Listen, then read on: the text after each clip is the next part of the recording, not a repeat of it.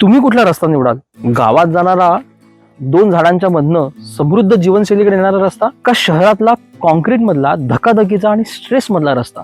तसं म्हणायला गेलं तर तुम्हाला आयुष्याच्या फेजनुसार किंवा पिढीनुसार दोन्ही रस्त्यांची तेवढीच गरज लागते. रिटायरमेंट नंतर डेफिनेटली तुम्हाला गावातला असा रस्ता हवा जो समृद्ध जीवनशैलीकडे नेईल, आणि तारुण्यामध्ये असा रस्ता तुम्हाला हवा जो तुम्हाला ध्येय अचीव करण्यासाठी त्या शहरातला पण रस्ता दाखवेल आणि नंतर स्वतःचं जीवन जगण्यासाठी गावातला रस्ता देखील दाखवेल. म्हणजे बॅलन्स, दोघांचे बॅलन्स साधणारा हा तुम्हाला रस्ता निवडणं गरजेचं आहे.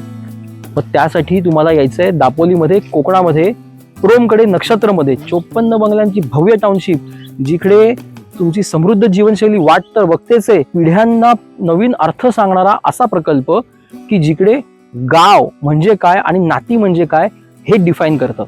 तर कोकणात या, दापोलीमध्ये या, नक्षत्रमध्ये गावातलं घर तुमची वाट बघतंय.